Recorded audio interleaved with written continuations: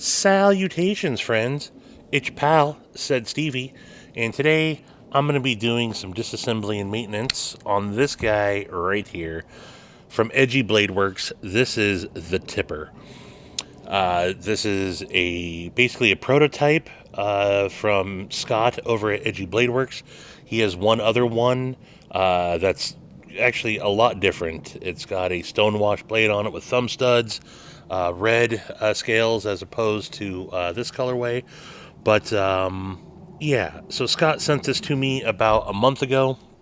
I've carried it pretty much every single day since I got it as my primary knife, and I really dig it. But I do need to get it back to him, and he said he was cool with me taking it apart and cleaning it up and just checking it out before I sent it back. So as I do that, I'll ramble on and give you my thoughts and opinions about it. But let's get going on the disassembly here. I think this is going to be T8 on the body screws. Yes. And I'm guessing that's T10 on the pivot. Yes. All right. So I don't know how this comes apart, but he said it's fairly basic. So let me start with the pivot, actually. I don't know which side I need to take this down from. Is it going to be I'm guessing it's going to be from, yep, it's going to be from the show side here. So let me get my Coca-Cola can out so I don't lose anything. Maddie used this idea, Coca-Cola chocolates, to use for his disassemblies, and he sent me a can, and now I keep all my hardware in it when I'm doing it. So, all right, so that is the pivot. Now let's take off these body screws. I'm pretty sure that he is using, what is this, tie connector? Actually, you know what I'm going to do when I pop the scale off? I am going to keep track of the hardware. Alright, does that want to pop off of there? There we go. So there's that. I'm going to keep track of the screws. I want to put them right back in the position in which they came from. So there is that. So these are Camo Quartz scales. Hard Candy. Camo Quartz is, I think, the sister company of Camo Carbon. Yeah, I really dig it. He's calling that the Jawbreaker. All right, so we have a couple more screws on the inside here that's holding this liner in place. So I will back those out. Those are T8 as well. And yeah, so titanium liner lock is this is the Tipper. So again, I'm going to keep track of the way these came out on that side there. Well, that didn't do me any good. I don't think it matters too much. I just want to try to keep track as much as possible. Free floating or backspacers coming off there. I'm not sure what he's using for bearings here. Alright, so let's see here. I'm not going to have to take this thing all the way apart. I'm going to keep this liner in place here. No need to disassemble it more than I really need to. I'm just going to clean it up some. As I said, I have been carrying this every single day, so it's definitely gotten dirty. And let's clean it on up. Let's start with the blade here. So he is using MagnaCut on this blade, and he has been working, I believe, with transparent knives to help nail his heat treat down. He said the other one that he did that has the stonewashed blade on it came out a little soft. He was not happy with the HRC that he's getting. And he said this one was a little bit better. I don't know exactly what the HRC is, But it holds a decent edge. It's a little dull now just because I've used it so much, and it could definitely use some tuning up. Maybe I'll strop it before I send it back to him. But he's worked with transparent knives to nail down what he did wrong, and he's pretty confident that he's going to be able to nail his heat treat. So if he says he is, I got no reason to doubt him. I'm just going to clean up the stop pin there. I'm going to give the liners a little spritz there on the inside and the outside. Yeah, these are definitely, you know, it's been a user for me. I haven't like hard used it by any means, but again, it's been my primary knife. It's gone through a bunch of cardboard. I actually thought I recorded me breaking down a bunch of cardboard with this, and it turns out I deleted it. I had to clean up space on my phone, and I wanted to post that stuff, and I deleted it. So all the footage that I made a special trip out just to film me using this with cardboard, cutting down a bunch of cardboard, and I had zero problems with it. Zero problems with it whatsoever. So I don't know what the pivot size is on this. I could maybe, well, I'm not going to use these, but these are, I'm guessing that those might be 6mm or quarter inch, maybe. Maybe those are quarter inch. I don't know. I don't have the specs on that. But he is milling everything himself. These titanium liners, he made those. He made the pocket clip. Again, he's using the hardware. I gotta see if I can find you some better, some skiffs or something for this. Let me pause. Let me go through my skiffs here real quick. All right, so I found some rocket glides that are going to work, and they are 3/16, 1/16 11 ball. So these look like they should work in there. So that's what we're going to go with. I'm going to put some nano oil on the underside here. And yeah, these bearings fit in that pocket perfectly. So this knife deserves a little bit of TLC. So I will include these back to him in the little case that it came in with it. All right, let's see, where'd that stop pin go? There we go.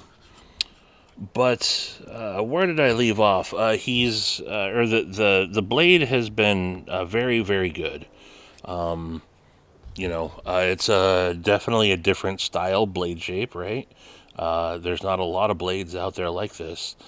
It looks like it wouldn't be as useful as it has been, and I've really enjoyed it. I'm just lubing up the detent ball track there. Put a little smear around there, a little smear around there. And then I'm going to actually wipe off some of this, dab a little bit of the excess off. There we go. I'm going to put a little dab on the detent ball itself, and then drop this bearing on there. But the blade is really what attracted me to this in the first place. It's something completely different. Oh, got to put the backspacer in. So the backspacer's got to get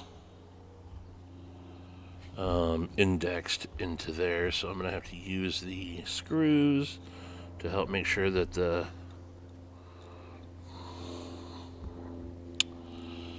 how do I do that? Let me just put in one for right now.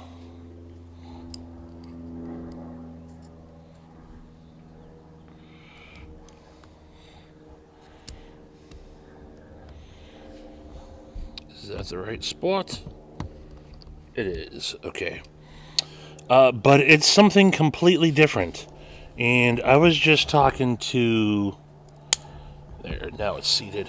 I was just talking to Kevin, Lefty EDC, about this, and I'm getting bored with so much of the stuff that's out there.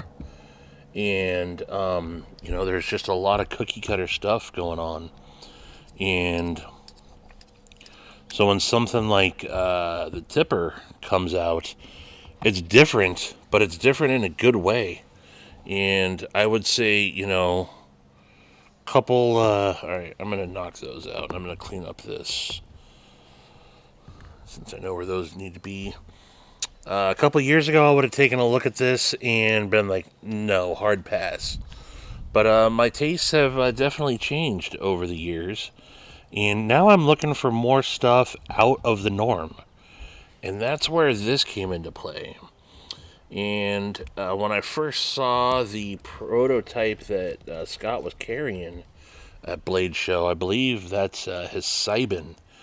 I was like, oh my goodness, I got to get something from Scott. And when the opportunity came up for the Tipper here, I absolutely took him up on it, because I just think that this was, again, just something a little bit different.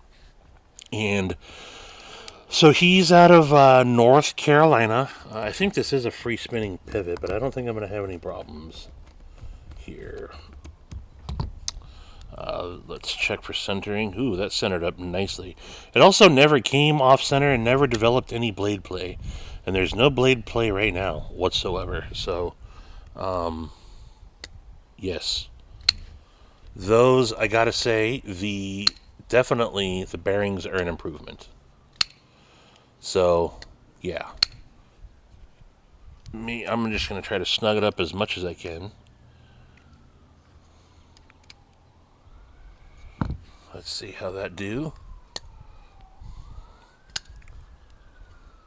That's good, but I think I can back it off just a skoosh. Yes, that's right where it needs to be. So, maintenance and disassembly is done. I'm going to pause just for a second and clean up, and then we'll give some final thoughts here. Alright, all cleaned up here, and yeah, you can see the action on this thing is great. I think I was about to say Scott, Edgy Bladeworks is based out of North Carolina.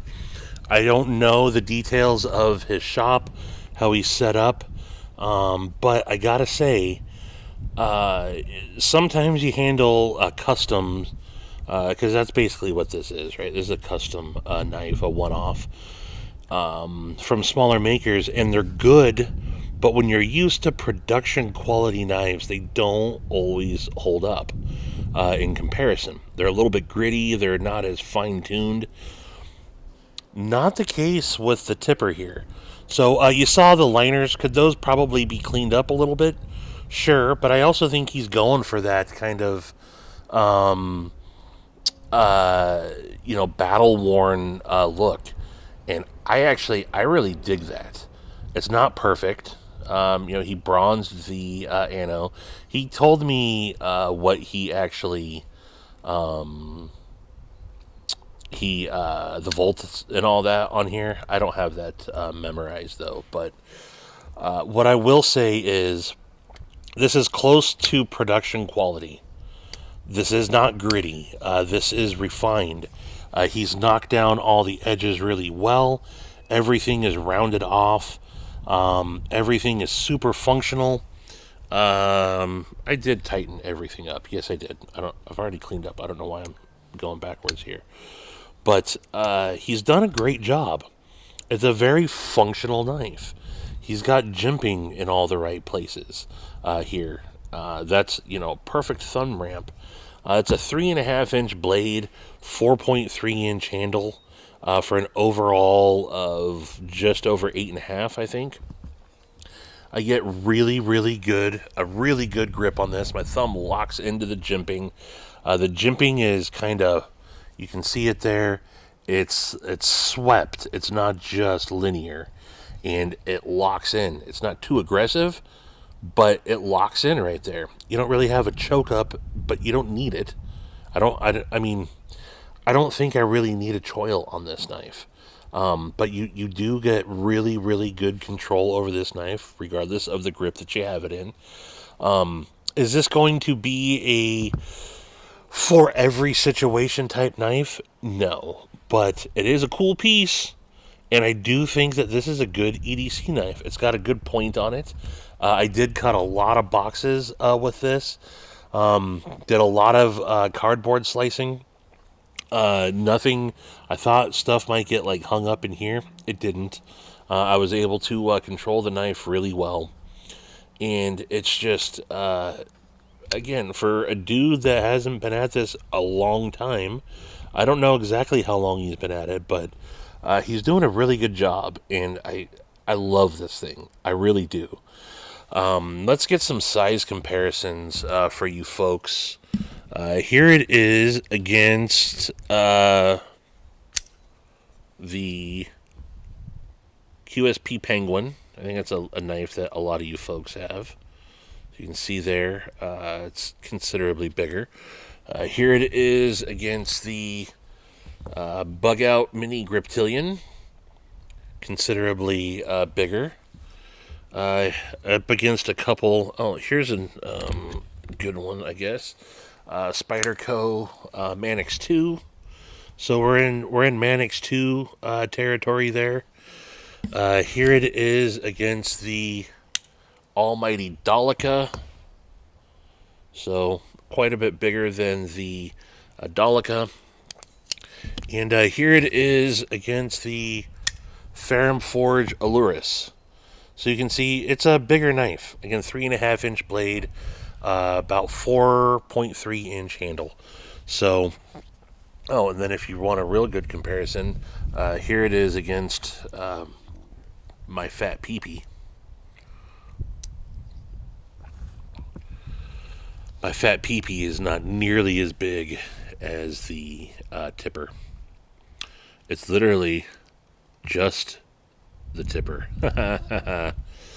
Look at these cute little underpants slip that Lancelot Leather made for these. Isn't that cute? Little underpants slip, special edition. You don't know what that means, but that's his Lancelot Leather's maker mark. But you can see it's not a small knife by any means. It is bigger on the scale. I think it's a good size. It's a good primary size. I like to carry primary secondary. I like a primary knife to be bigger in the 3.5 inch range. And then, I'll carry something smaller like the Penguin or the Griptilian here. And it has come in, it's been a good primary knife. He is gearing up for a Blade Show. What did he just say to me about this? So he basically just said that he's got a couple other designs he'd like for me to check out, which I absolutely will. I'm going to recommend that he gets this in more people's hands for sure. I am not nearly big enough and known enough to get this the attention that it needs. So I'm telling him I'm going to recommend it to a couple of people. I already know that there's some people that are interested. Gary, the Last Ranger, definitely is interested in checking this out. I know Beard of Doom was interested in checking it out. And I think that there'd be a couple other people for sure. But there you can see his maker's mark on there. Edgy Bladeworks. He said he is working on getting a better logo going. So who knows what we're going to see from him at a Blade Show. He did say, and what led to me getting this is I asked him if he'd be willing to make a knife for me, kind of commission my own custom from him. And so he did say, hey, whether it's one of my previous designs or it's a tipper or some ideas that I might have, let him know and he'll have it ready for me at Blade Show. So one way or another, I'm leaving Blade Show with something from Edgy Bladeworks. And it's my number one priority at Blade Show is to get something from Scott. I truly, truly do like this. Again, in a world of just same design after same design. This is something different. It's and it's good. I mean, look, if aesthetically, I've said this before, if you're not into the blade shape, it's not for you, right? But I can say that everything about this knife is absolutely fabulous. It's functional. It's designed well. He put good thought into it. The blade is useful. I don't know if I talked about it at all, but there's been no lock stick. That's one thing that you get on a lot of customs. You'll get a lot of lock stick. Um, uh, I was going to say one thing, and I haven't talked to him a lot about this yet, but if he is looking for some constructive criticism, the only thing I would say is maybe a little bit more access to the lock bar. Maybe that can be chamfered back just a little bit, and maybe add some jimping in there. I don't have any real problems with it, but you can slip past it. Um, so really, that's it. Other than that, there's not a single hot spot. The pocket clip works really well. You definitely end up with some meat hanging out of your pocket. It's not super deep carry, but it's fine. Again, over a month, I've had this in pocket every single day, and again, what I'm impressed about its fit and finish is I haven't had to mess with the pivot once. It's not come off center at all. It's held up, and it's been in and out of pocket. It's been flicked a bunch. It's been used a bunch. Again, are there people that could put this through harder tests than me? Absolutely. But for what I'm looking for an everyday carry knife, this thing has been great.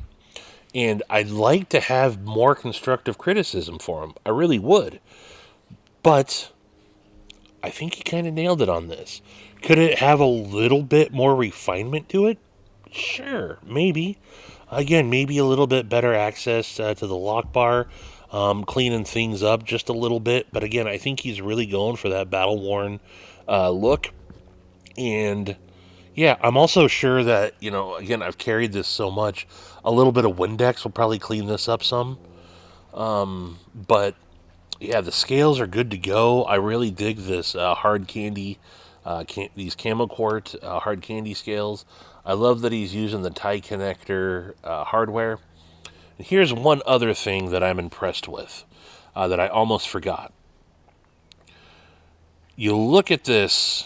So a couple of people asked about this. This is a really tall blade, right? So people are going, hey, what's the back side doing? It's probably really close, right? It's not. It's as close as it needs, as it's going to be on other knives. You can't feel the blade whatsoever. You got nothing poking out there whatsoever. And the fact that he's able to hide that much blade in these scales, you look at this, it's not considerably wider, a lot wider than the Aluris. And the Aluris has a skinnier blade.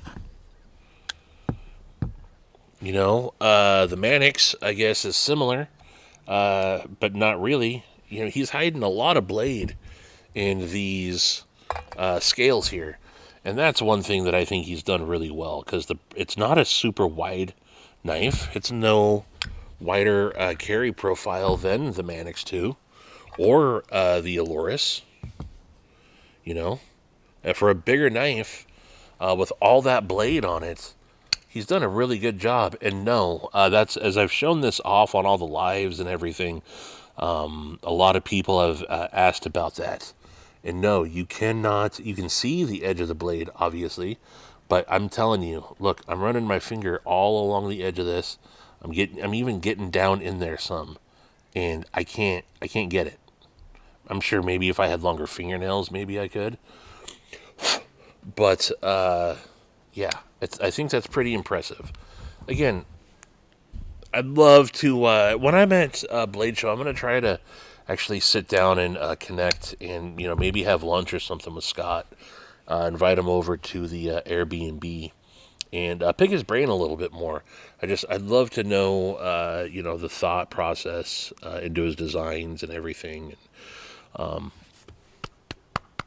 Well done, dude. Again, I'd love to have more constructive criticism for him, but I think maybe it's a different story on the other tipper. Again, longevity of the HRC on this, I can't speak to that. I don't know. Definitely, this edge, it's still sharp. It could be tuned up for sure. I don't know how long he had been using it prior to getting it to me, and I haven't sharpened it. And again, maybe I'll strop it a little bit, but it's been slicing just fine.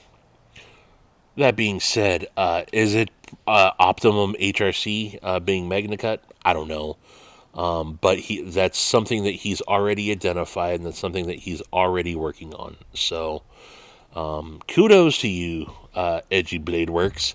Kudos to you indeed. So I will link Edgy Bladeworks in the description. He's not real active on